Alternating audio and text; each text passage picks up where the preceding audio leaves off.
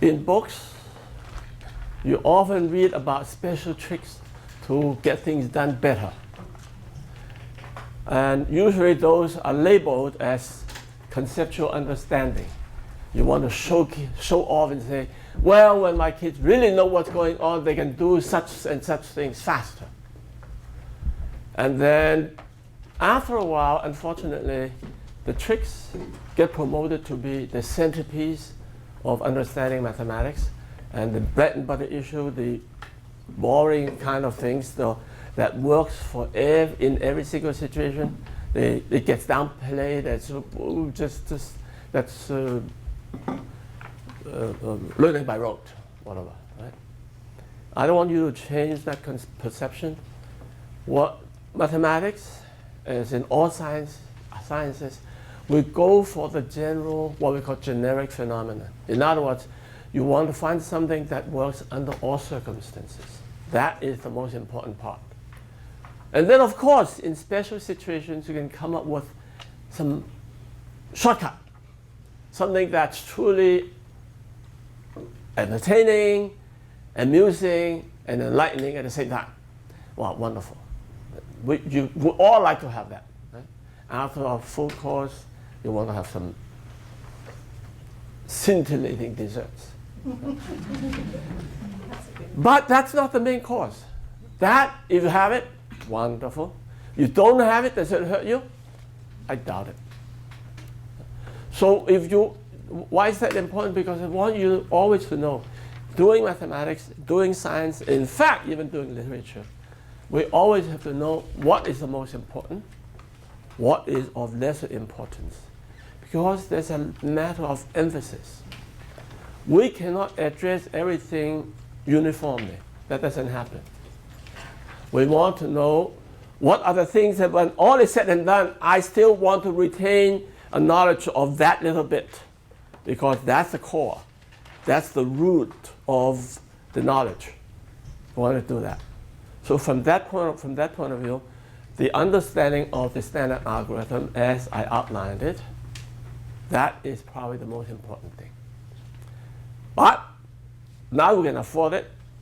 I'll do one special trick for you. Right? There are a few others, actually, and I didn't bother to go into them. But this one is, because it's so short, and because it's so easy to explain, so that we want to do it. Suppose you look at something like this.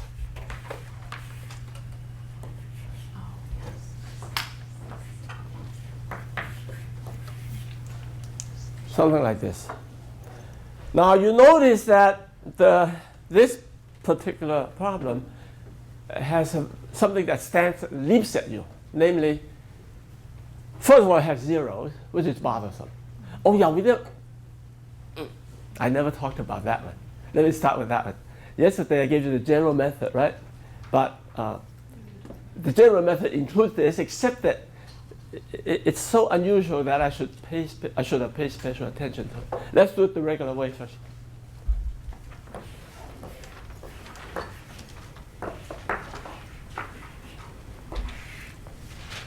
Right? Now the algorithm says what? You don't have anything, right? I mean, 7 doesn't subtract this, right? So what we did last time was to trade off something here to here, right? Unfortunately, it is 0. So you're forced to go here. That's still 0. So you're forced to come here. You come here, then you better know your place value, right? So this is 5. Take off 1. Now, but it's not 17 anymore, right? Because this is 6 what? Thousand. You change it to 5,000. Therefore, you have loosened 1,000 for rent, right? 1,000. Now, so you get, now, so in your own mind, this is 1,000. No, don't, somewhere, you have to write, right? You have 1,000 to, or no, to all the neighbors here. Now, for your purpose, doesn't help. The 0 doesn't help you, right? So you better think of it as what? Leave 900 here, and then you have 100 right? So now you have 100 unknown for these two people. Am I clear now? Right. So now 100 unknown. Well, that 100 still doesn't do any good. Correct? Therefore, this is, you want to load something to number 7, right? The 100, because it's 0, is still 0. Doesn't do any good. So you write it as what? 19 plus 10. Now you have 9 here. But extra 1 becomes 17, no?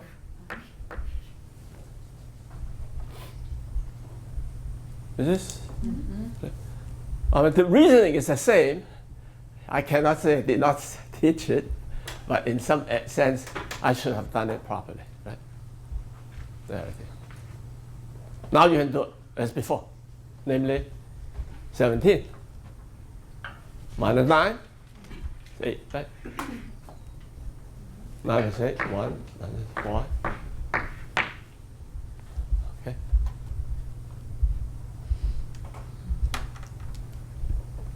Now that's a proper way to do it. The advantage of this is it goes under one umbrella. Right? The reasoning we used before, applicable here, you don't have to remember two things. You just understand one thing, and that's enough. Now this, by the way, you know there's a name for this kind of thinking, that you want to know one thing, something very basic, and that suffices for all occasions.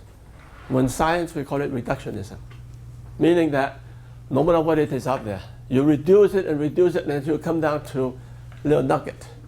Once you get hold of that little nugget, you can use it anywhere.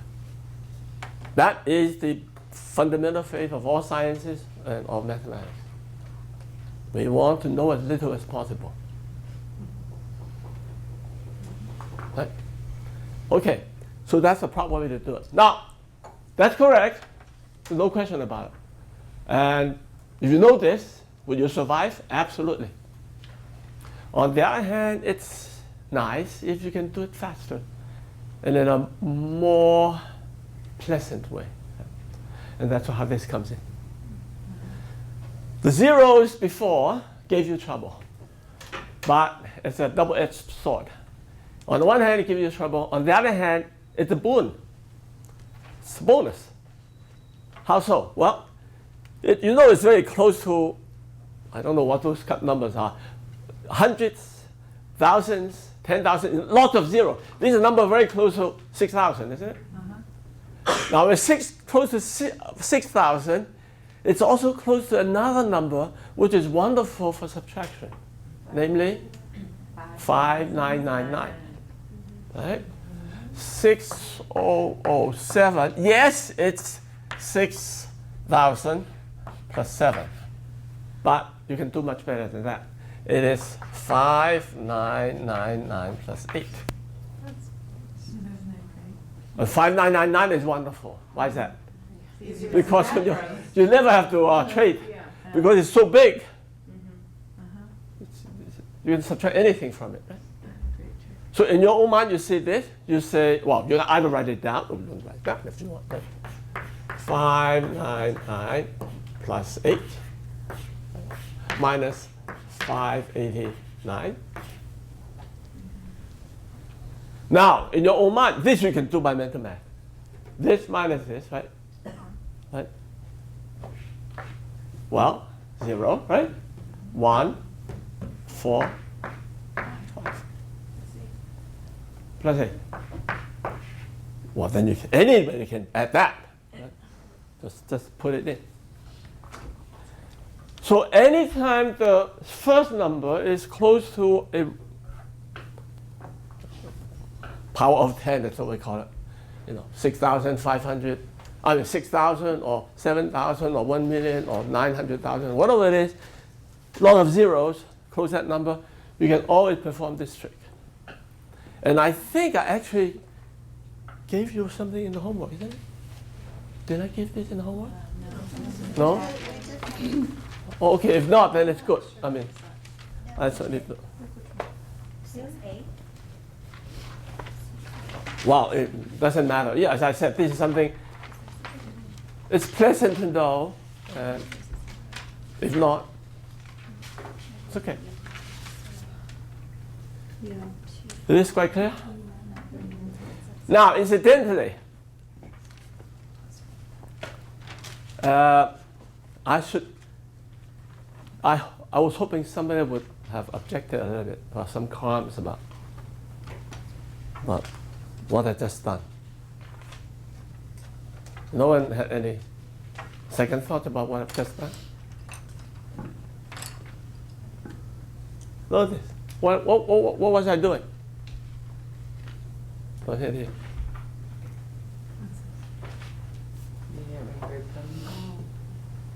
I'm supposed to add first and then subtract, right? Yeah? What did I do? I subtract first and then add. Oh, I never explained that. And you have no reason to believe that can be done. Well, that's very dangerous. You know that. Yeah. You start to confuse subtract and add, you have a lot of trouble coming. Right? So you think I did the right thing or not? And if so, why? You did. Okay, why? As long as you keep this sign with the number, so the number that's being subtracted is 589, as long as that is subtracted, it can move around because it's adding the opposite there. You're going by gut instincts, right? Well, and also you did it yesterday. You had A plus B plus C minus D plus E plus F, and you said A minus Very D. good. That's what I was hoping you'd say. Yeah? You don't have to resort to send any extra knowledge. It's already there. Yeah. Now, can you do a little bit better, Leah, by telling me, in other words, do it in a way that fits that mode? Well, then you would do 8 minus 0. Good. No. Yes. I have to begin by adding the plus 0. Yes. And then this is, so then properly speaking, I'm saying what?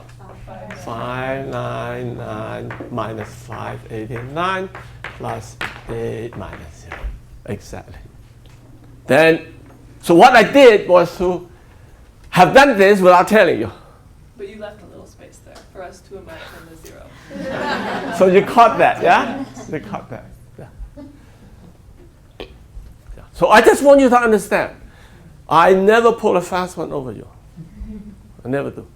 Or is Aaron's here, he would have called me to the carpet. Yes, I know. I'm very careful. No, but I want you to hold me to that standard. You know, if I keep telling you this and this and that, and I don't do it,